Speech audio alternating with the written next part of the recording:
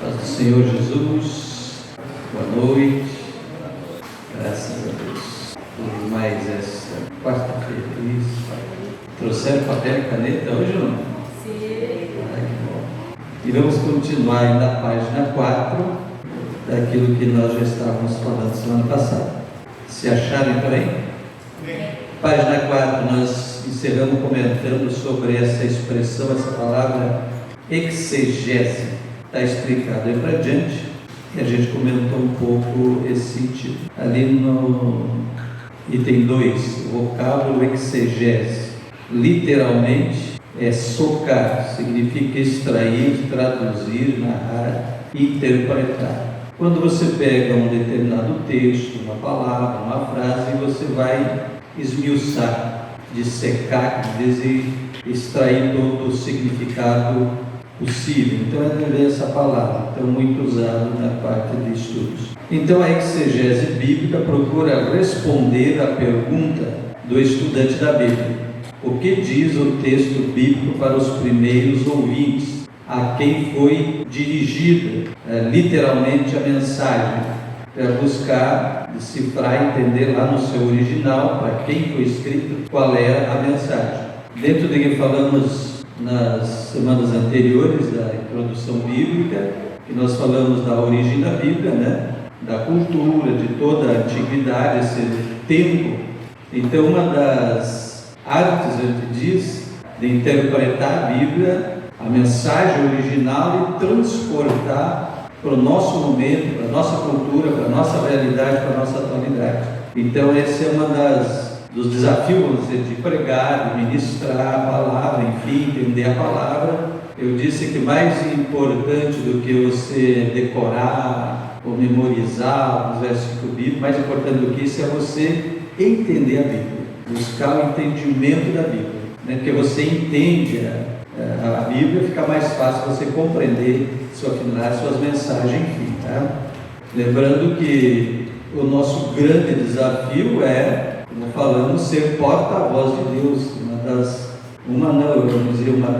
A maior honra que o ser humano pode ter é ser porta-voz de Deus na terra. Isso aí, olhando para a situação nossa humana, é sem dúvida a maior honra que se tem.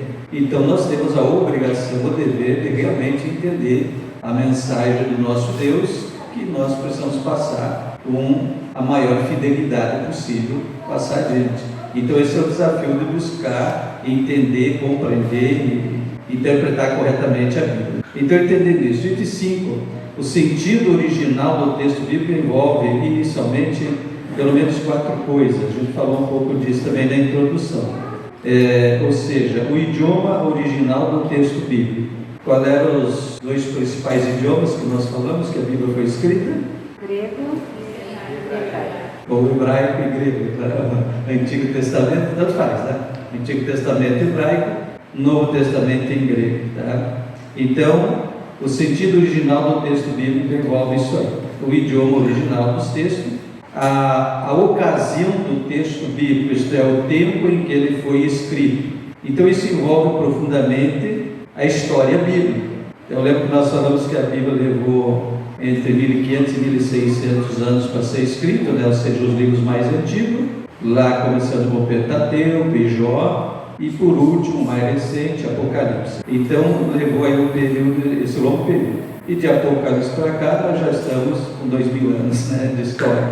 Então esse é chamado de abismo do tempo, né? E abismo cultural, abismo de idiomas, essa distância que separa. E esse é o desafio também, buscar entender lá na mensagem original e a trazer de maneira adequada para a nossa realidade.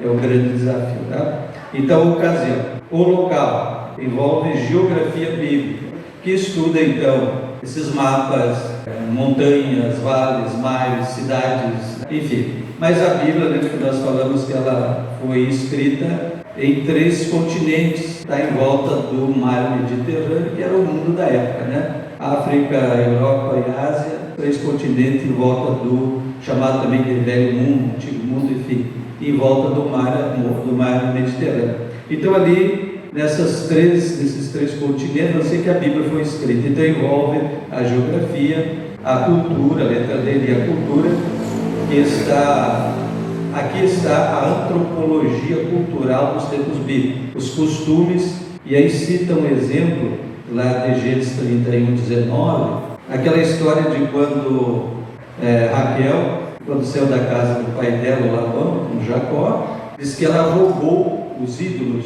do lar, ou tem a palavra terafins. Então a gente meio assim olha apenas um lado culto, idolatria, enfim, mas era mais que isso. A cultura da época dizia o seguinte, que quem ficava com os terafins ficava com a herança, os bens materiais, terras, coisas, né? Então, nessa questão, a Raquel não era meramente idólatra, ela estava interessada na herança do pai, então levou os ídolos do seu pai, roubou, né? Aquela história. Então, é que envolve coisa cultura, um exemplo aí de coisa cultural, ou por que ela roubou. 6. A exegese aplica os princípios estabelecidos pela hermenêutica visando a correta interpretação do texto bíblico. Ele vai falar para frente dessas regras, tá? Então a hermenêutica expõe os princípios da interpretação, a exegese aplica-os ao buscar o sentido do texto.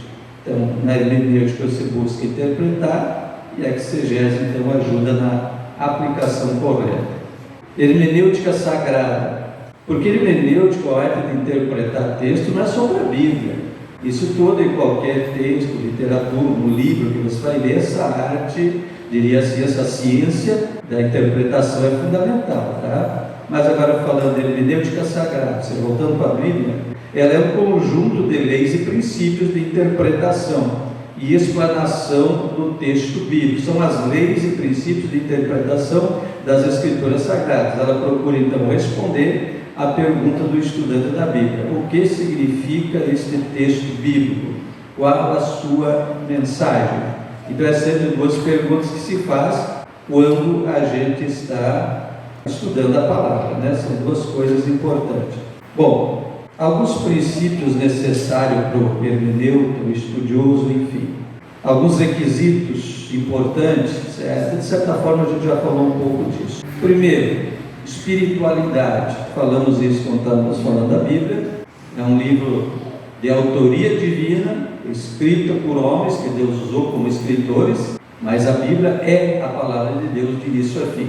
Então, se ela é um livro espiritual e trata de coisas espirituais, nós só podemos entender dentro de um nível de espiritualidade, né? Ou seja, para isso nós precisamos ser convertidos ao Senhor, ter uma vida de oração, entregue ao Senhor, né?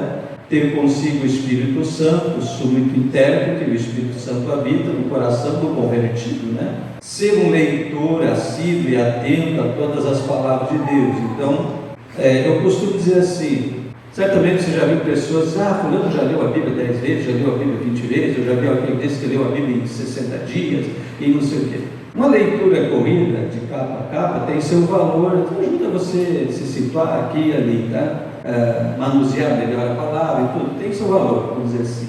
Mas pouco adianta se você não faz uma leitura com meditação, procurando entender cada passagem, cada mensagem, cada coisa. Então isso requer tempo, então não adianta fazer uma leitura só para chegar lá e dizer eu li toda a Bíblia e não lembra do que leu antes. Então o propósito é você compreender. Então ser um leitor assíduo, ler, reler, pensar, pedir ajuda ao Espírito Santo, então isso é espiritualidade, que é importante. Então, ser uma pessoa então que anda com Deus, ser obediente ao Senhor, ter um coração preparado para Deus, voltado para Deus para ouvir.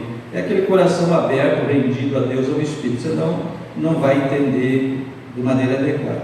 Então, para um estudo das Escrituras, para uma exegese não basta uma leitura simples, devocional da Bíblia, né? Isso que eu estava falando. O estudo seguido, sistemático e organizado da Bíblia, no qual o intérprete aplica a mente ao coração para entender. Então, aquele espaço de ler, reler, meditar, ler devagar, ler realmente meditando, procurando interpretar isso que ele está dizendo aí, tá? Então isso precisa ser de maneira profunda e esse estudo precisa estar isento de uma autoteologia.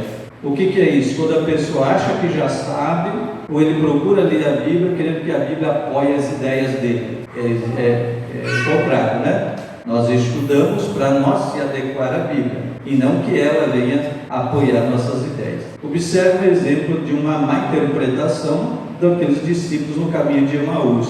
O que eles disseram em Lucas 24, 21?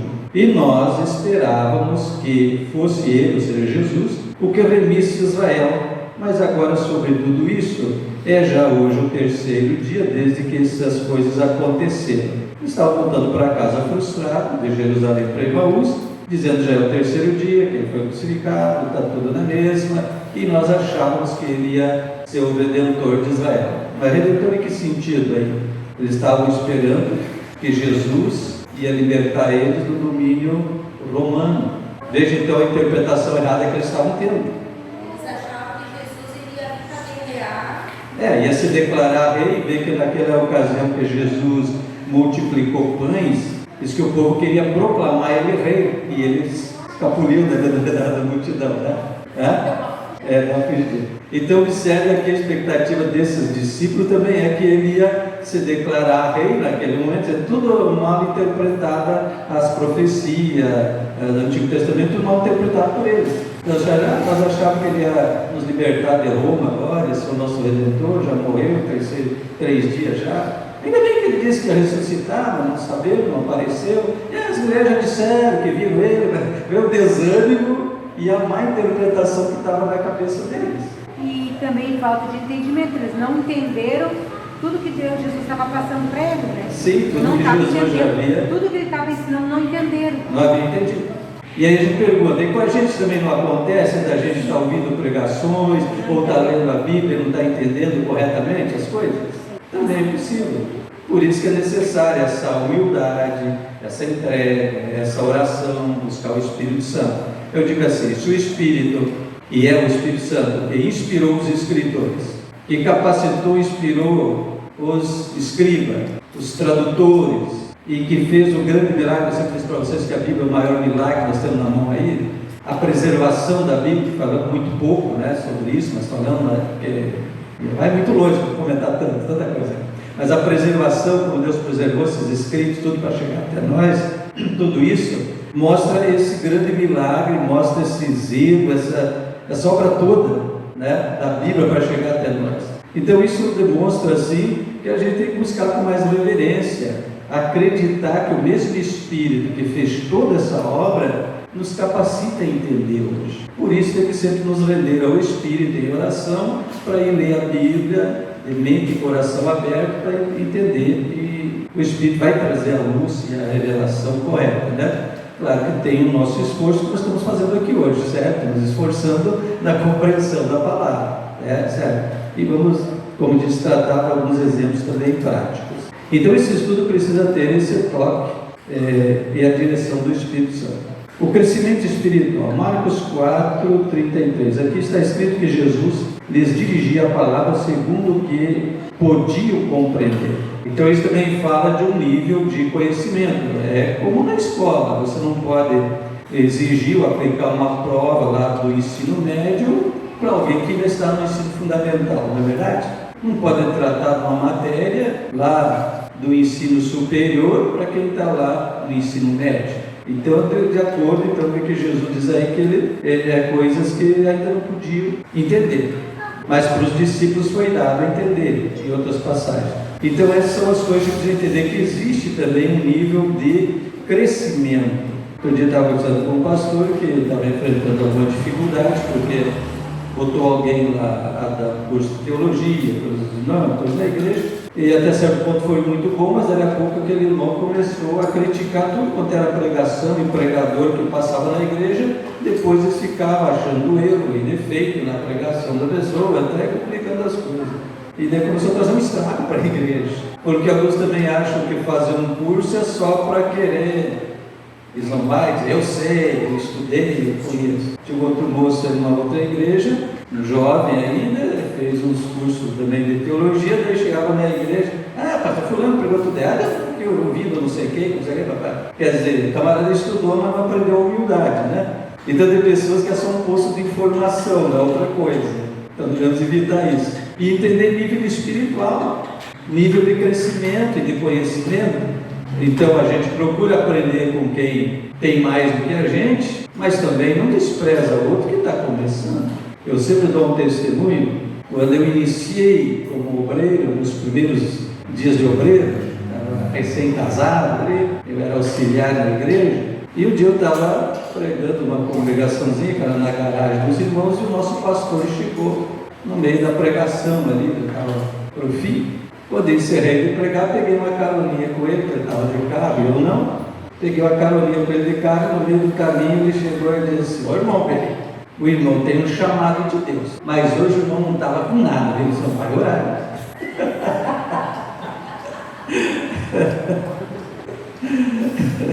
Não me dizia, eu estou aqui pela graça que você pode ver. Entendeu? Então você tem que entender nível espiritual. Quem está começando, você não vai exigir que ele esteja no nível de quem dá. Então essas coisas é diferente. Então sempre vai ter alguém acima da gente. E tem que dar a chance para ele crescer, né? E dar a oportunidade para quem está crescendo. Senão, agora se o pastor tivesse, tu não prega mais, teria me mandado, né? Aí ele só disse: vai buscar Deus, não está com nada hoje. Então veja isso, a gente que não vai que vem para casa chorando. Mas humildade também é obra de Deus na vida da gente, né? O pastor tem razão, vamos buscar Deus. E foi ele que me levou para o primeiro cursinho de teologia da minha vida também. Então, graças a Deus. Não era cursinho, era um bom curso. Humildade, Mateus 25. Nossa humildade aumenta na proporção da nossa real comunhão e relacionamento com Deus. Irmão, quando você vê uma pessoa muito soberba, duvide da comunhão, da intimidade dele com Deus. Porque quanto mais nos aproximamos de Deus, mais nos sentimos humildes, mais nos quebrantamos, quanto mais sentimos a presença e a comunhão com Deus. Então, tanto que a Bíblia diz que a soberba ela precede a ruína da pessoa. Então, pessoa muito arrogante, soberba, se achando perante os outros, na frente dos outros, ou ele já caiu ou ele já está caindo. Tá? Então, está faltando humildade, significa está faltando intimidade com Deus. Agora, sabe que a gente entendeu o que é humildade? A gente tem um zelo, dificuldade de língua, já que está falando disso, né? Porque normalmente a gente vê uma pessoa pobre financeiramente, necessitada, a gente é uma pessoa humilde. Não se aplica bem essa palavra nesse sentido. Principalmente na visão bíblica, o humilde é aquela pessoa que se rende a Deus, que se submete à palavra, que reconhece Deus como Senhor e que somos pecadores, necessitados da graça dele. Então essa rendição a Deus é que determina um coração humilde. E isso demonstra nas atitudes. Enfim. Mateus 11:25, nossa humildade aumenta na proporção então da nossa real comunhão e relacionamento com Deus. O orgulho nos afasta de Deus, Salmo 38. Ainda que o Senhor é excelso, atenta todavia para o humilde, mas ao soberbo reconhece-o de longe, ou seja, passa de longe. Então o intérprete orgulhoso, cheio de autoconfiança da sua capacidade, não se penetrará na interpretação da palavra de Deus corretamente. Ser sábio espiritualmente, Daniel 12:10, nós estamos falando então aí de alguns princípios, né, para a pessoa, para o estudante, para o hermeneuta, enfim, aquele que busca compreender a Bíblia, tá? Ser sábio, Daniel 12:10, os sábios entenderão. Então, claro que a sabedoria não é a sabedoria humana. Então, a gente tem que entender duas coisas, por exemplo, o livro de Provérbios e livro do Eclesiastes. Se você, numa primeira leitura, prestar atenção, parece que uma coisa um está contradizendo o outro. Na medida que Provérbios exalta e incentiva a sabedoria, o Eclesiastes diz que é tudo vaidade debaixo do sol. E parece que fala o contrário. O escritor é o mesmo, certo? Salomão. Então veja bem, em Provérbios ele fala de sabedoria espiritual, sabedoria vinda de Deus, certo? Então ele exalta e manda buscar essa sabedoria. O Eclesiastes está falando da sabedoria natural, humana, dos esforços e trabalho humano, que tudo acaba em frustração e decepção, certo? Então não há contradição na Bíblia. Então veja essas diferenças de interpretação que nos ajudam a compreender, tá bom? Entendido? Então Daniel diz que os sábios entenderão. Então, sábios espirituais, que tudo isso que estamos falando, tem que ter essa comunhão com Deus. E algumas maneiras de adquirir sabedoria. Oração, Tiago diz aí que aquele que tem necessidade de sabedoria, peça a Deus. Ter temor de Deus, que diz que é o princípio da sabedoria. Conviver com sábios, né? Aquilo que eu já estava falando. Sempre tem alguém, lógico, que nos inspira, que nos serve de mestres, que nos ensina. Sempre tem alguém acima da gente com quem a gente tem que aprender mais. Outra coisa, existem áreas diferentes de conhecimento. Então, Eugênio, né, gente? Eugênio pode conhecer uma área, eu conheço outro, Bruno conhece outro, então ele tem conhecimento numa área, você tem outra, ninguém sabe tudo em si. Não tem o que diga assim, eu sei tudo, eu sou o cara e não preciso de aprender nada com ninguém. Isso não existe. Ainda mais tratando de Bíblia. Ainda mais tratando de Deus, como falando outro dia das grandezas de Deus, que é coisa infinita. Além de tudo, tem dons e ministérios diferentes que Deus dá. Deus dá esse aqui um dom, para aquele ali outro, para aquele outro, e nós dependemos do dom que o outro tem também. Não somos uma igreja sozinha em nós mesmos. Então, essas grandezas a gente precisa entender. Então, essa questão de humildade, enfim, oração, temor de Deus, conviver com os sábios. Então, identifique pessoas que têm algo a acrescentar na sua vida. Então, é bom ter amizade, relacionamento, conversa, um almoço junto, um bate-papo, com pessoas que têm o que acrescentar para você. E evitam isso sanguessuga, que tem uns que só querem sugar da gente tudo, né? Então, às vezes é necessário evitar, mas eu digo sempre, nós somos temos sempre que ser a testemunha, o exemplo inspirador para alguém, testemunhar de Jesus. Então, às vezes a gente tem que aturar certas coisas, porque precisamos ser testemunhas de Deus para toda e qualquer pessoa, sem preconceito, tá bom? Mas procure, para o seu crescimento, vamos especificar melhor, para o seu crescimento, procure estar convivendo e se relacionando com pessoas que tenha algo a acrescentar na sua vida. Isso faz parte do nosso crescimento, tá bom? E com os outros é para nós passar adiante o que temos, né? Querer aprender, Provérbios 9:9. Dá instrução ao sábio e ele se fará mais sábio. Ensina o justo e ele aumentará em entendimento. Então, os provérbios são frases curtas, usando sempre esses trocadilhos, né? Fazendo um confronto de uma coisa e outra, expressando verdades em frases curtas, em seus provérbios. Então veja o que ele diz aí, né? Dá instrução ao sábio. Tem um outro que diz que se você instruir um tolo, você arruma um inimigo, né? Então, infelizmente, isso também aparece na igreja. Tem aquelas pessoas que se tu vai corrigir ela se torna teu inimigo e ainda sai da igreja falando mal da igreja.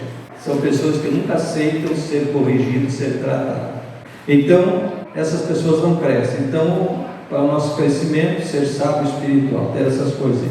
Ter fé na palavra de Deus. Bom, já está aí, Hebreus 4:2, porque também a nós foram pregadas as boas novas como a eles. Mas a palavra da pregação nada lhes aproveitou, porque não estava misturada com a fé naqueles que ouviram.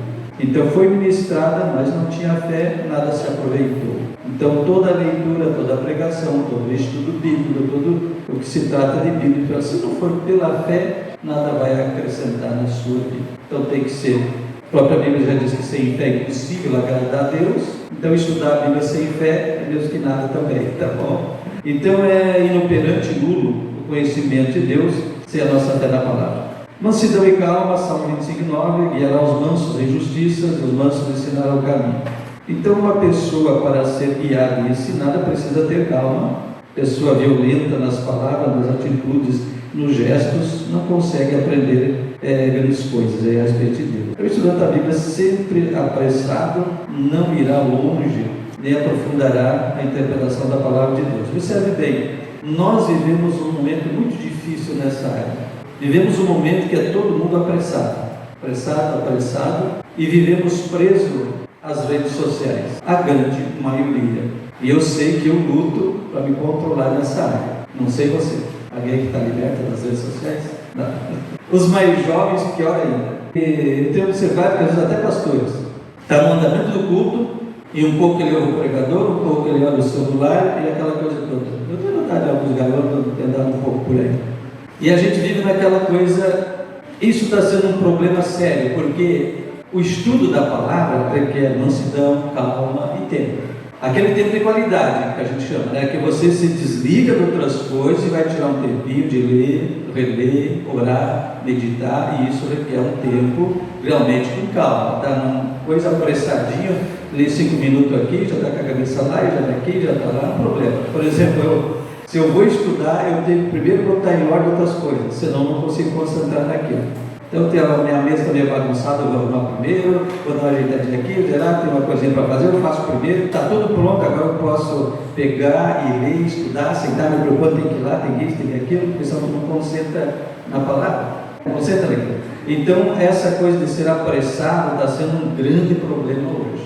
Observe que até no trânsito é um problema, ainda havia falado com minha esposa, eu saio fazer caminhada na beira da faixa, observe, pessoas saem aqui no celular e na direção ao mesmo tempo, é aquela loucura. Agora estava um acidente terrível na entrada de Araricá, vários carros, estava ambulância, estava bombeiro, estava guincho, estava uma tribulação, quase uns 3 ou 4 carros, deu para ver que está envolvido no troço lá. Então, quase que atrasamos um pouquinho. Então, essa... Você sabe que uma das coisas que eu comecei a me policiar enquanto eu vou ler, eu gosto muito de estar procurando no dicionário palavras que às vezes a gente não tem entendimento, né? Não sabe profundamente o significado dela, então eu gosto de procurar no dicionário. Sim. Então eu comecei a observar que se como a tecnologia, tu tem o dicionário online, né? Só que eu já percebi que se eu vou procurar no dicionário online, daqui a pouco eu vou e olho o WhatsApp, aí eu olho o Instagram e perco o foco. Então eu comecei a botar novamente o dicionário em livro, no papel. Para não pegar tudo. No meu começo, que a gente não tinha nada online, gente, nada disso, nem se imaginava um dia. Eu nem sonhava, né? Lógico. Uma coisa que eu inventaram depois que eu nasci, né? Então o que a gente tinha que ter? Alguém de vocês conhece chave bíblica? Você eu sei. Eu acho que não se encontra nas livrarias. Mas algumas bíblias tem aí. Não sei qual é, não sei se essa que eu trouxe aqui hoje tem, deixa eu ver. Tem a chave. Tem algumas coisas aqui, tá? Não é muito. O que é a chave bíblica? Você vai encontrar, depende da Bíblia, que ela tem um númerozinho do lado do versículo, e no rodapé ou entre as colunas vai ter aquele númerozinho e outro livro, outra referência que vai ter aquela mesma palavra. Já notou isso aí? Essa aí tem? É. Mas existe um livro separado. Aí é outro livro, outro trecho onde está a mesma palavra, às vezes não quer dizer que é o mesmo assunto. Aí tu não pode se confundir. Porque às vezes é a mesma palavra, mas lá não tem, o assunto aqui é outro. Mas faz essa chave, essa ligação. Hoje na formagem diz um link, seria um link entre uma coisa e outra, né? Daí tinha um livro, existe, deve existir ainda nas livrarias, chave bíblica, é um livro separado. Que você comprava e tinha, daí bem amplo, não é tão resumido como está nas Bíblias, que te ajuda nessa localização de procurar textos semelhantes. Aí o dicionário bíblico, né? E hoje também o dicionário de português, da língua portuguesa, também um livro físico para ninguém tem mais, mas a gente tem essa facilidade na internet. O problema exatamente é esse aí. E os benditos comerciais, né?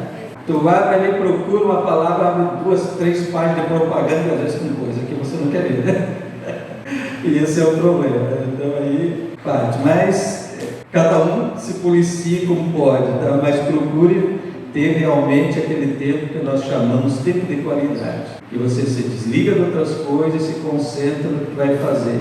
Porque a oração, ela também é um diálogo, não é só você falar. Certo? Que às vezes confunde. Acho que a oração, eu chegar a falar, nem levantar o joelho, e levantar da oração e sair. Não, a oração é você falar e parar, para ouvir Deus também, não é você falar sozinho. Você imagina eu chegar na tua casa, ficar meia hora, papapá contigo, tchau, pai, senhor, vai embora, você fica assim. Que Deus esse cara? Então você fala com Deus, mas você para ouvir. Leia a Bíblia, medita, o Espírito Santo fala comigo aí. E para ouvir. Isso é oração. Então você acha que oração é se falar? Não. Tá, Provérbios 21:5, os pensamentos do diligente tendem só para a abundância, porém os de tudo apressado são somente para a pobreza. Curioso isso aí, né? Não está falando apenas materialmente, mas outras coisas. Então o exegeta deve ser um observador do texto bíblico. Por exemplo, Hebreus 9:4, Levítico 16:12. O altar do incenso pertencia ao lugar santíssimo do templo, mas ficava no lugar santo do referido templo, antes do véu. Vocês se lembram da primeira, segunda, quarta-feira que eu falei dos objetos do templo? Lembra disso? Que quando você passava o portão do átrio, primeiro estava o altar do sacrifício, o altar do holocausto. No meio do caminho estava a pia de bronze, onde o sacerdote devia se lavar, depois de sair do altar do sacrifício, se lavava ali. Quando entrava no lugar santo, tinha a mesa dos pães, o altar do incenso de fronte ao véu e o candelabro com as 7 lâmpadas, né? Passando o véu, só podia passar o sumo sacerdote uma vez por ano, mas entrando para dentro do véu, daí ele levava o altar, o incenso junto, né? Lá ficava a arca da aliança. Então ela forma o símbolo da cruz. Lembra que estudei isso na parte? Tudo simbólico, tá? Então observe bem que, embora, o que está dizendo aqui, esse objeto, o altar do incenso, pertencesse ao lugar santíssimo, ele não ficava lá dentro, ele ficava antes do véu. E quando o sumo sacerdote ia levar o incenso, ele tinha que levar com ele para entrar no lugar santíssimo. Então parece que um versículo diz uma coisa e o outro diz outra, mas é a maneira. Então são pequenos detalhes, só por exemplo, para a gente ver como é importante. Ezequiel 28, há 2 personagens diferentes nesse capítulo: príncipe de Tiro e rei de Tiro. 2 personagens diferentes. Um se referindo ao próprio rei da cidade e outro se referindo a uma entidade espiritual, mas que dominava sobre a cidade, né? Então fala dos 2 personagens de maneira distinta. Êxodo 16:1 e Números 13:21, um no deserto de Sim e outro no deserto de Zim, com Z, nomes bem parecidos, que às vezes a gente confunde. Isaías 42:1, 19b, aqui temos 2 servos do Senhor, um é Cristo, outro a nação de Israel, na sua rebeldia para com Deus. Então é curioso que ele está falando meu servo, de repente fala do meu servo de uma maneira positiva, e fala do meu servo de uma maneira negativa. Eu digo, mas quem é? Então, um determinado trecho está falando do meu servo, Jesus Cristo, e outro falando do meu servo, a nação de Israel, que se desviou das suas quedas, né? Então, está lendo e a gente mistura tudo. Alguns exemplos. A lei da dupla referência bíblica, já falei também alguma coisa. Esse é mais um requisito que o intérprete precisa considerar. São textos que em um só tempo abrangem um acontecimento próximo e outro remoto. Por exemplo, Isaías 61, que é bem conhecido. Isaías profetizou dizendo: o Espírito do Senhor Jeová está sobre mim, porque Ele me ungiu para pregar boas novas aos mansos, abertura de prisão, liberdade às cativas, assim por diante. Trocar as vestes de angústia por vestes de louvor, enfim. Aí um dia Jesus entra na sinagoga. Você sabe a diferença, para curiosidade, sinagoga e templo? Não. O templo foi um que Salomão construiu, o primeiro templo, foi destruído por Nabucodonosor quando levou Judá para o cativeiro. Depois vão voltar e reconstruir o templo. E depois, antes de Cristo, um pouco, Herodes ampliou, reconstruiu aquele enorme templo que ainda resta os muros lá. Então, nesse tempo que eles ficaram sem templo, escravidão na Babilônia, então surgiu as sinagogas, que é uma espécie de escola, onde servia para ensinar, onde servia para eles se reunir e discutir. Então tinha várias. As sinagogas tem até hoje chamadas sinagogas, porque até então a cultura deles só buscava e orava a Deus no templo. Lembra que Daniel, quando Daniel estava no cativo, ele orava voltado para o templo, porque lá estava a presença de Deus, diferente de hoje, que a presença de Deus está no coração do crente, né? Então você pode orar em qualquer lugar, mas naquele tempo de voltar para Israel, lá estava a arca, lá estava a presença de Deus. Então era assim em Jerusalém, Cidade Santa, e toda aquela coisa. Então a sinagoga surgiu nessa época, eles estavam sem tempo. Então os gados se reuniam para julgar as causas do povo, aplicar a lei, e ensino e tudo mais. Se reuniam em sábado, e daí no sábado que Jesus também vai à sinagoga, porque eles costumavam então sempre alguém ler um trecho da palavra, e aí trazem o livro de Isaías para Jesus. E Jesus, como eu expliquei nas outras aulas, aquele enorme rolo, não tinha divisão de capítulo e versículo, lembra disso que ele explicou isso? Aí tem que rolar aquele rolo para lá e para cá, né? E aí, foi coincidência? Não. Coisa dirigida por Deus. Jesus vai e abre exatamente, eu leio exatamente esse trecho. O Espírito, o Senhor Jeová, está sobre mim porque Ele me ungiu. O que é isso? Dupla referência. Isaías falou lá 700, 750 anos antes, como se fosse Ele, dizendo: o Espírito do Senhor está sobre mim, Ele me ungiu e me capacitou. Aí vem Jesus e toma a palavra para ele, lê e diz: hoje se cumpre no meio de vós essa profecia. Então essa é a chamada dupla referência. Cumpriu em partes, um tanto menor e de maneira mais ampla, num outro momento remoto, mais distante. Entendido? Então, vai ter muito na Bíblia essas histórias de dupla referência assim, nas profecias. Então, essa de Isaías 61, está em Lucas 4, Gênesis 22 e João 1 e 29, Apocalipse 13, tá? E assim vai. Ensino bíblico explícito e implícito. Aqui é importante também, e uma problemática assim. Essas coisas existem, tá bom, gente? Não é desanimar ninguém aqui, por favor, tá? O estudo bíblico é isso, é um pouco cansativo tem aqui. O que é explícito? A palavra diz, é aquilo que está claro. Você lê, interpreta, entende a mensagem clara que está ali. O ensino implícito é aquilo que está meio velado, subentende-se nas entrelinhas, né? O problema que eu disse, a problemática é que às vezes alguns dão margem demais, aí se começam a forçar interpretações que às vezes não é exatamente, ou não é muito adequado o negócio, tá? A casa de Jesus na praia. A casa de Jesus na praia. Porque Jesus andou de carro zero, se fosse hoje eu estava...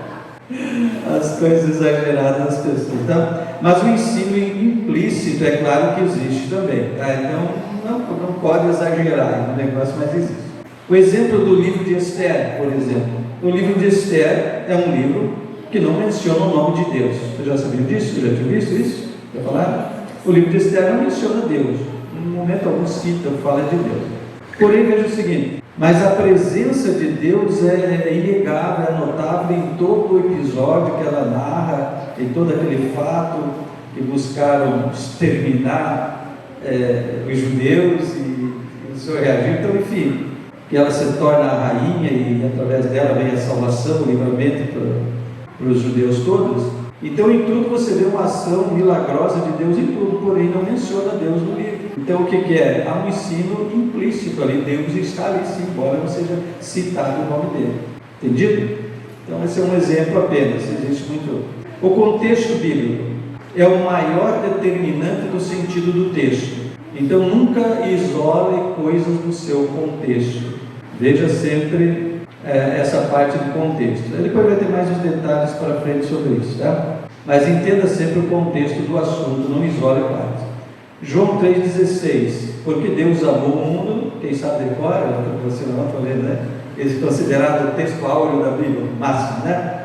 O João 3,16, porque Deus amou o mundo de tal maneira que deu o seu Filho, tá? Agora vai 1 João, o escritor é o mesmo, 1 João 2,15, não ameis o mundo, nem o que no mundo há. Um leitor novo, né? Não na cabeça, para aí. Deus amou o mundo, a ponto de dar o seu Filho. Agora vem o João na outra parte e diz: não ameis o mundo. Como é que você entende isso? Então, se você não prestar atenção no contexto do assunto, confunde, né? Um exemplo bem simples, bem básico, porque existem outros mais complicados um pouco. Aí você tem que buscar o sentido no contexto, que mundo é esse? E aí você vai encontrar várias passagens bíblicas com sentidos diferentes para a palavra mundo. Aí entra aquelas coisas da língua que a gente falou, da característica do idioma e outras coisas, para saber o que significa. Então, a mesma coisa que nem amor, nós podemos usar amor com vários significados. Então, a palavra aqui é entender que Deus amou o mundo, que amou a humanidade, sua criação, enviou seu Filho para salvar, para redimir. Agora, quando João diz assim, não ameis o mundo, está falando das obras, das práticas mundanas. Esse sistema corrupto, mundano, não ame isso, mas em outras passagens Deus manda nós amar os pecadores, amar as pessoas, não o que elas fazem. E essa confusão que a vida vive hoje, que taxa a igreja de preconceituosa, quando nós reprovamos o pecado que está dominando a nação. Então a gente reprova o pecado, não as pessoas. As pessoas não quer salvar, as pessoas são dignas de pena, porque estão cegadas pelo inimigo, sendo levadas para o cabresto, para o inferno, como eu digo, a gente se compadece dessas pessoas. Agora, aí é que confunde o amor, porque no mundo de hoje, amar é você aceitar e aplaudir tudo que a pessoa faz. E quando você vai para a Bíblia, diz assim: o pai açoita e corrige a quem ele toma por filho. Então o amor corrige, o verdadeiro amor corrige. E isso tem corrompido tanto que muitos pais nem sequer corrigem mais os filhos, porque eu amo, eu não vou. Pelo amor de Deus, né? A correção. Agora sim, agora entrou nessa ideia de que você corrigir, repreendendo vai traumatizar a criança. É o exagero, tudo bem, maus tratos é uma coisa, correção é outra, né? Podemos confundir as coisas. Então, quando as pessoas extrapolam em todo sentido, é isso aí que acontece. Eu quero fazer uma coisa prática com vocês agora. Queria vem cá, pega a tua Bíblia aí e abre para nós aí, Lucas capítulo 10. Vamos fazer uma interpretação prática. Todos conhecem, aplicando um pouquinho do que nós já estamos comentando, vamos uma prática de interpretação do texto. Lucas capítulo 10, você já ouviu com certeza a parábola do bom samaritano. Quem já conhece? Quem já pregou sobre ela? Na escolinha. Quem? Tu? E o irmão lá? Gil? Também já pregou sobre essa parábola? Tu também, né? Eu também. E o medo agora? Não pregou sobre essa parábola? Acho que não lembro. Já?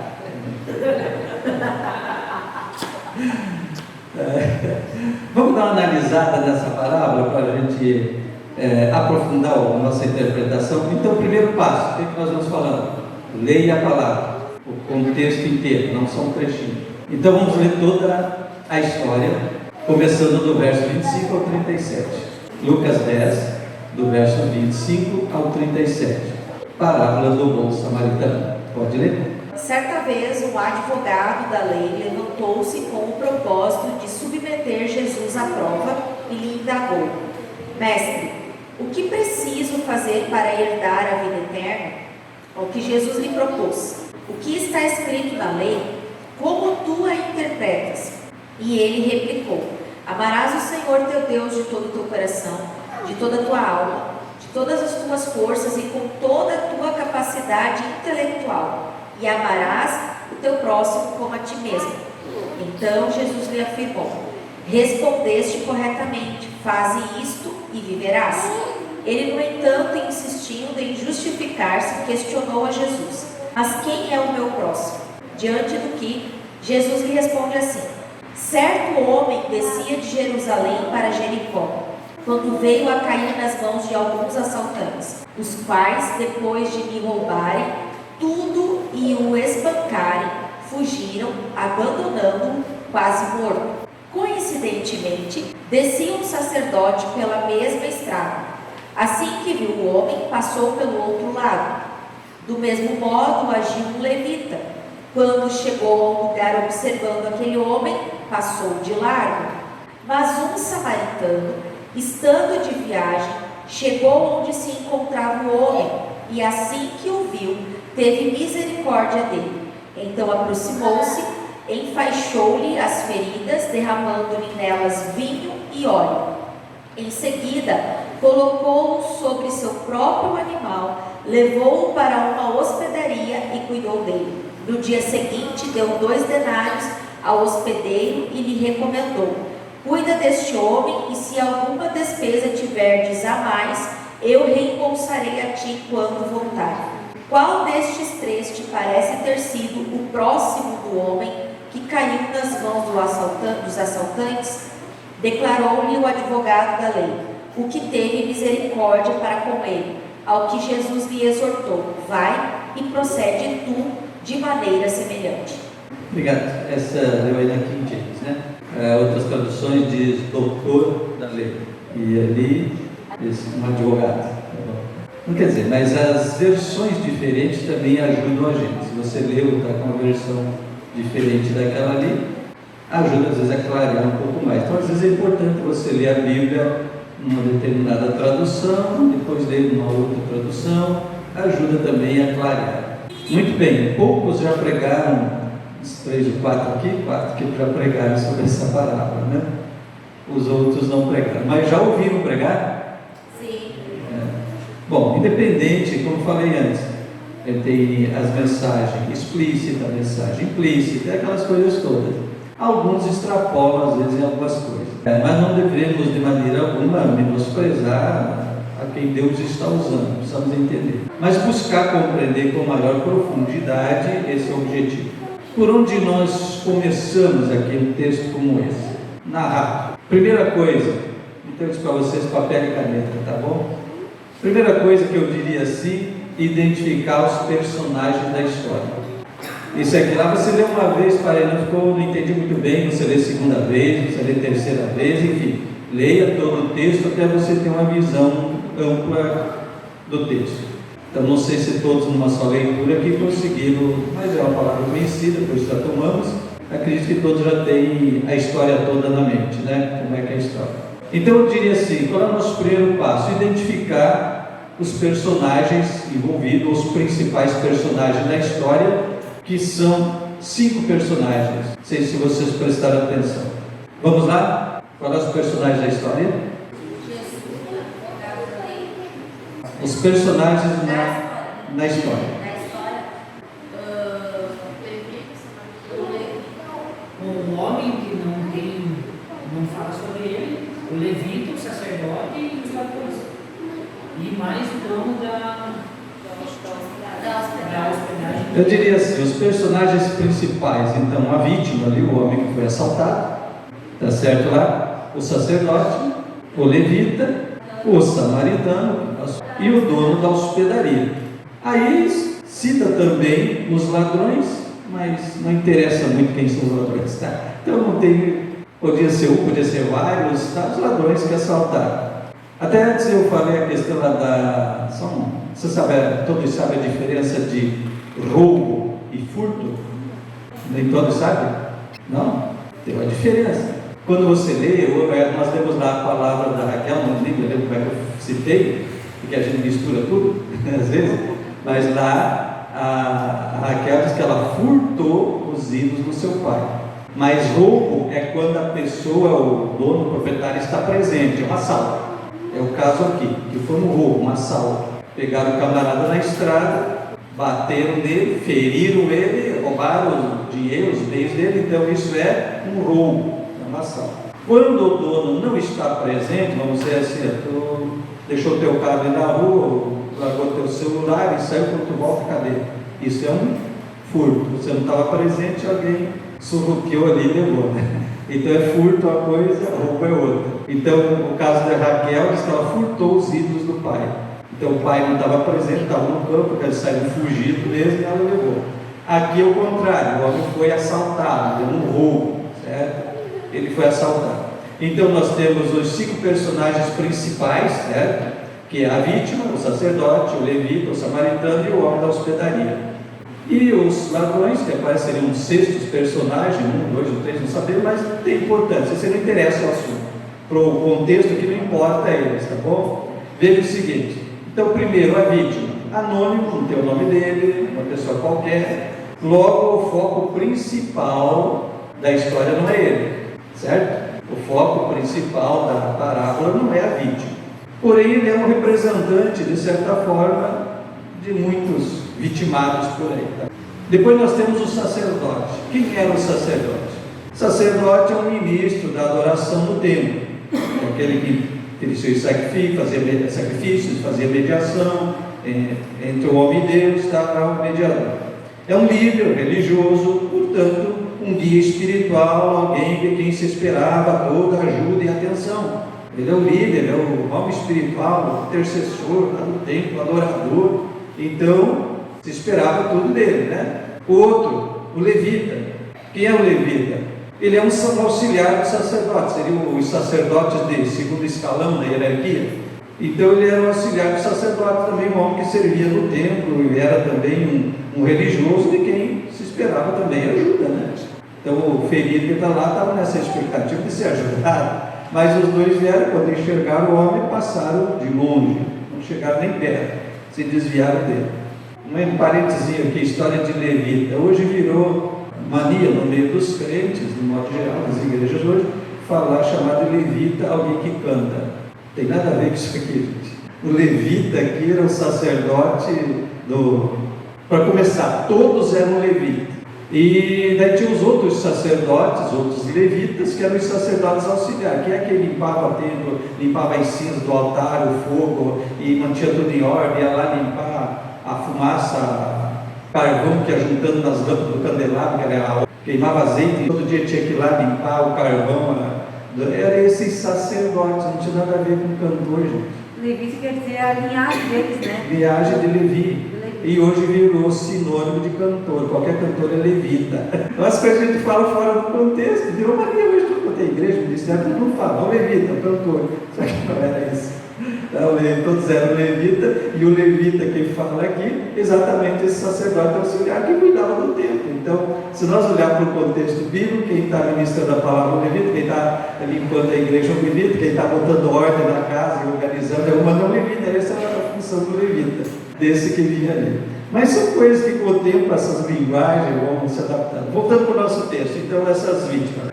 A vítima, o sacerdote, o levita, que também passou de longe, e o samaritano. Bom, o samaritano requer uma explicação um pouco mais longa. Você vê que tudo isso está fazendo parte que nós falamos de você dissecar o texto, né? Parte por parte, coisa por coisa, entender tudo, para chegar na resposta do assunto. O samaritano, ele era tido como inimigo dos judeus. A pergunta é, qual é a origem dos samaritanos? Desde que Israel foi dividido, depois dos 3 primeiros reis, que foi Saul, Davi e Salomão, o filho dele, depois que herdou o trono, dividiu. Ficou o reino do norte e o reino do sul. 10 tribos no norte e 2 no sul, Judá e Benjamim. Então ficou conhecido Judá. Então sempre que você lê na Bíblia, Judá, reino do sul, que era a tribo de Judá e Benjamim. O reino do norte, Israel, as demais 10 tribos. Aí o rei Omri, que foi o pai do Acabe, foi quem fundou a cidade de Samaria, porque antes disso eles ficaram de Siquém e Dan, e botaram uns altares lá, uns leões de ouro e coisas que adoravam e cultuavam lá para o pessoal não descer para Jerusalém, o reino do sul, para ajudar. Então já se implantou idolatria desde aquele tempo. E esse rei Omri botou então Samaria, fundou Samaria como capital do reino do norte, Israel. Então ficou aquela divisão. Então a idolatria muito predominante lá em cima, e lá para o sul, em Jerusalém, o Judá que era um pouco mais fiel a isso. Se for olhar desde a história dos reis, você vai notar toda essa diferença. Não é o caso agora. 722 a.C., a Assíria, a gente mistura os nomes que tem Assíria e Síria, certo? Então a Assíria dominou o reino do norte, escravizou o reino do norte, e o costume daqueles reis daquela época, quando conquistavam a terra, era misturar o povo para destruir a cultura, a religião e tudo. Então, tanto dispersaram os judeus do reino do norte do Império Assírio, como mandaram para as terras do reino do norte, de Israel, outros povos. Então, misturou o povo, fez aquela mistura. E pensa em termos de religião isso. Então misturou o paganismo, que já imperava lá, com outros costumes, a idolatria que já estava lá, com o culto judaico. Então virou uma mistura, tanto da religião quanto da raça. Então, quase 200 anos depois, 100 e tantos anos depois, o reino do sul, o Judá, foi escravizado pela Babilônia, aqueles 70 anos, aquela história de Daniel. Depois dos 70 anos, sobre Babilônia, e depois da Babilônia levantou o Império Persa, e o Ciro da Pérsia, que libertou Israel e mandou eles voltarem e reconstruir. Aí entra a história deles, Zorobabel, Neemias, profeta Ageu, Zacarias, que incentivam toda essa história. Eles estão envolvidos na reconstrução do templo de Jerusalém todo. Então, esses judeus que voltaram, quem eram? Os judeus do sul, de Judá, que voltaram, e nem todos eles voltaram alguns. Muita gente ficou lá na Babilônia, que já era Pérsia, já era o Império Persa. Muita gente ficou lá, que tinha família, tinha negócio, tinha coisa, ficava lá. que o rei persa deu essa liberdade deles construir e ficar, e era a palavra de Jeremias: vão, quando fiquem família, porque vão ficar 70 anos lá. Então toda essa história. Então daí quando eles voltam, reconstroem em Jerusalém o templo, fica aquela inimizade que continua, que já era antiga, desde quando a nação foi dividida. E com essa mistura de raça, piorou a situação. Então eles consideravam os samaritanos, não são judeu legítimo, são idólatras, são misturados com paganismo, com tudo, e o pessoal do sul não aceitava os do norte. Então ficou aquela rixa, aquela briga, aquela inimizade toda. Então não é em vão que Jesus toma esse homem aqui, como personagem aqui. Vamos ver para frente, ó. Então eles eram inimigos dos judeus. Os judeus tinham um tremendo preconceito com os samaritanos, devido a esse resumo que eu expliquei para vocês, tá? Então os samaritanos não eram um povo simpático aos judeus e vice-versa, né? A antipatia entre samaritanos e judeus remontava então desses tempos antigos, que já expliquei. Portanto, era a última pessoa de quem se esperar ajuda. Então os judeus consideravam os samaritanos como um grupo mestiço. O historiador Flávio Josefo, que é muito respeitado nessa questão de história dos judeus, ele diz que certa vez os samaritanos profanaram a área do templo para impedir que os judeus comemorassem a Páscoa. Na sinagoga judaica, os samaritanos eram amaldiçoados. Inclusive, os judeus pediam a Deus que excluísse os samaritanos da vida futura da eternidade, né? Então, era assim. O local do evento, Jesus diz o quê? Que é do caminho que descia de Jerusalém, porque Jerusalém no alto, é um lugar de montanhas. Esse homem estava descendo, tanto o sacerdote quanto estava descendo de Jerusalém para Jericó lá embaixo. Muitos sacerdotes moravam em Jericó, então eles iam exercer o seu turno de trabalho no templo, e quando encerrava o seu tempo de trabalho no templo, eles voltavam para casa. Então, tanto o homem que possivelmente um judeu estava descendo, e essa descida é o seguinte: a distância entre Jerusalém e Jericó é de aproximadamente 27 quilômetros, mas a diferença de altitude é de 1.200 metros. Então você imagina, em 27 quilômetros você subir ou descer 1.200 metros de altitude, era penhasco. Um parênteses aqui, já que nós estamos estudando, pensa no Salmo 23, quando passares pelo vale. Pensa no Salmo 84, aquele que passa pelo vale de Baca, faz dele umas fontes, e ele vai subindo de força em força até aparecer perante o Senhor lá em Jerusalém. É chamado o Cântico dos Degraus esse salmo. Então esses 27 quilômetros mais ou menos de subida ou descida, dependendo do sentido, era um lugar escorregadio, de buraco, de penhasco, de esconderijo de ladrões. O Vale de Baca significa Vale das Lágrimas, porque ele tinha chamadas balsameiras que exalavam um bálsamo, um perfume muito gostoso, mas era também chamado Vale das Lágrimas, que significa Baca, Vale das Lágrimas. Então serve de ilustração para muita coisa. Então esse é o caminho que o homem vinha descendo, e caiu na mão dos salteadores, que se aproveitavam da facilidade de se esconder nas cavernas, nos buracos, num trecho de difícil trânsito, né? Então era fácil roubar e se esconder e escapulir. Então acontece nesse lugar esse assalto, né? No tempo de Jesus, então era considerado perigoso viajar por essa estrada devido a essas coisas aí, essa dificuldade toda que a gente já explicou. Agora vem a pergunta importante: por que dessa parábola?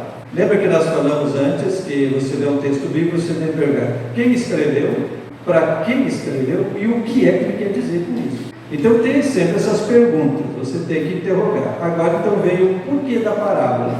E agora eu gostaria que você pensasse um pouquinho. Por que Jesus contou essa parábola? Quem pode dar a primeira ideia? Para mostrar o caráter da pessoa, porque como eu esperava do sumo sacerdote, que era alguém que poderia ter todo o louvado, foi alguém que rejeitou ele. O Levita que também podia dar. Não é exatamente aí.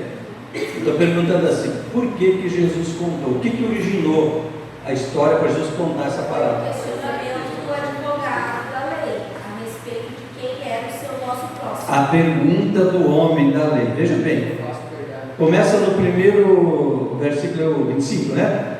Quem começa dizendo? E eu faço guardar a verdade.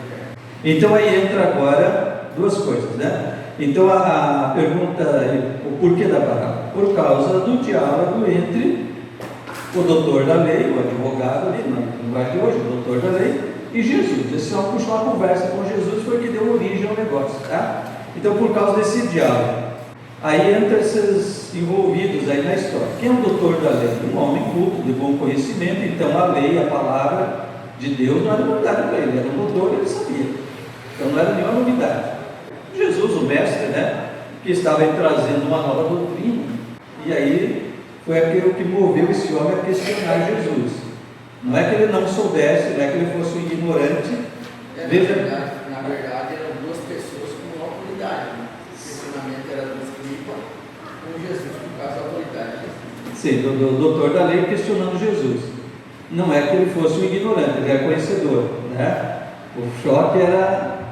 E aí tem uma coisa... Tanto que ali ele fala que ele quis colocar Jesus à prova. Exato, outra tradução diz tentar Jesus. Então foi uma pergunta maliciosa, irônica, não de alguém que estava querendo aprender, alguém que estava querendo uma pegadinha para cima de Jesus.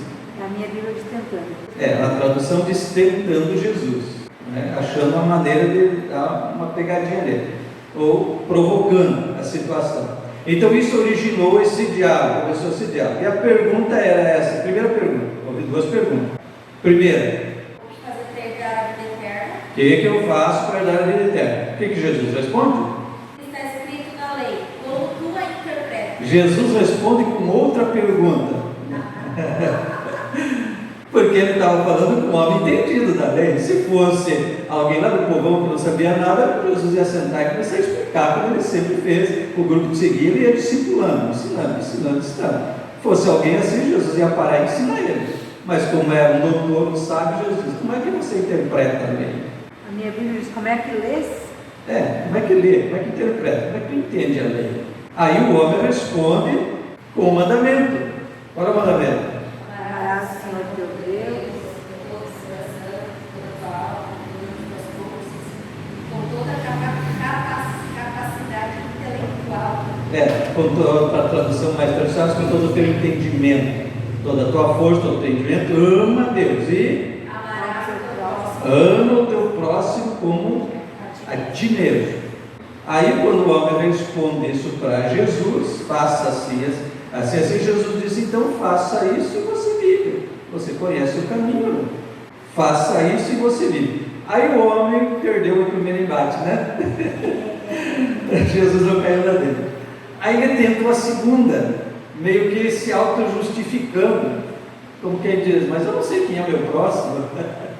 Então aí ele faz a segunda pergunta.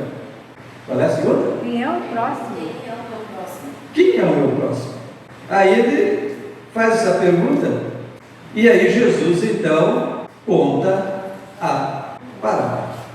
E aí Jesus diz, então é o seguinte, parábola é essa riqueza de ilustração, então de uma maneira bem ilustrada, né, ajuda a compreender. Então no verso 28, e aí vem a segunda pergunta, e Jesus conta a parábola. Aí ela tem como foco o quê? Quem é o meu próximo? A quem devo amar como a mim mesmo? Aí nós já começamos a entender a mensagem da parábola. A parábola foi para responder essas duas perguntas, mas principalmente a última. A origem foi, o que eu faço para ter a vida? Como é que eu vi a lei? Assim, então faça isso, você vive, você já conhece a lei. Mas eu não sei quem é meu próximo, quem é? Então vamos lá. Aí Jesus pega e conta a historinha para ele, faz uma historinha. A riqueza, até existe vamos parar de dizer, existe um método para memorizar a Bíblia, que é você fazer história. Você bolar uma história contando, ajuda a memorizar. Então a parábola é isso, Jesus faz uma história, tem o foco e tem um enfeite em volta que não tem nada a ver com o assunto, mas enfeita o negócio, certo? Mas o foco é esse, então, responder essa pergunta, de quem é, então, o personagem principal, ou seja, quem é o meu próximo, a quem eu devo amar como a mim mesmo. Ao colocar o samaritano como benfeitor, Jesus derruba os preconceitos e aquela inimizade, coisa própria do amor de Deus, né? Derrubar preconceitos e inimizades. Então Jesus respondendo que é o próximo, pega alguém que era inimigo e desprezado e coloca como benfeitor. Então, um pouco o que o irmão falou antes, quer dizer, aquele de quem se esperava tudo, que eram os religiosos, passaram. Mas, por outro lado, a lei, lá em Levítico, determinava que o sacerdote não podia tocar em alguém morto, porque ele ficava impuro. Embora, no caso aqui, ele já estava voltando do templo para casa, então não teria problema se ele tocasse, ele ia ter tempo de passar pelo ritual da purificação, até outro turno de trabalho dele. Tanto é que o homem não estava morto, né? Diz que estava meio morto, então você olha alguém desmaiado, não sabemos dar mais detalhes, se ele estava gemendo, estava desmaiado, mas quando olha de longe, o sangue também, se alguém estava com sangramento, era impuro, não podia tocar. A resposta já veio antes ali, que quando a palavra fala que quando os ladrões vieram, o deixaram do morto.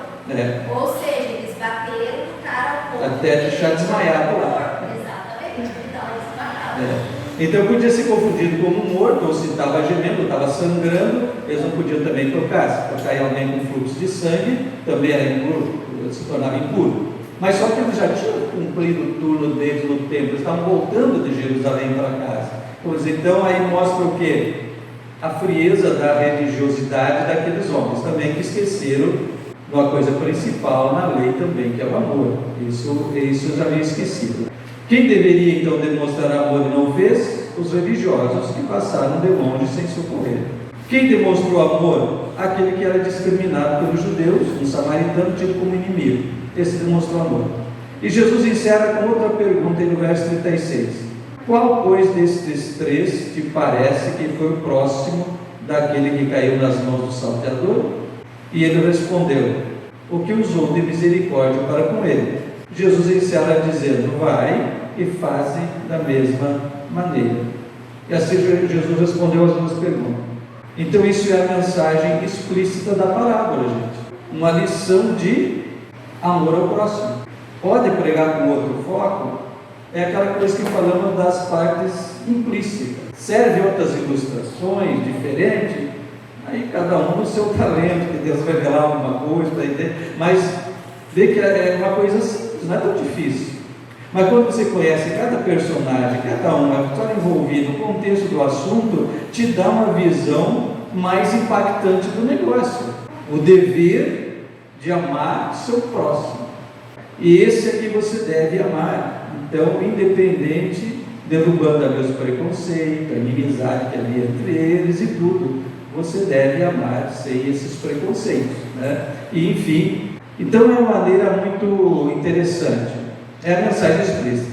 E outra maneira implícita, nós podemos também interpretar uma representação de uma maneira interessante, que também de antiga aliança e nova aliança. Porque aqueles religiosos, de certa forma, representavam a antiga aliança. A antiga aliança, como lei, ela expressava o juízo de Deus sobre todo o pecado. Então a frieza da lei é dura, é difícil. Então, já vi muitos pregadores criticando, baixa, nem critica o sacerdote e o levita. Não é uma mera crítica, tudo bem, o sistema religioso do momento era esse. Eles levavam ao pé da letra a lei fria, e a lei é isso mesmo, mas em outras passagens, o apóstolo Paulo mesmo fala disso, que eles esqueceram do principal, Jesus fala isso também, eles esqueceram do amor.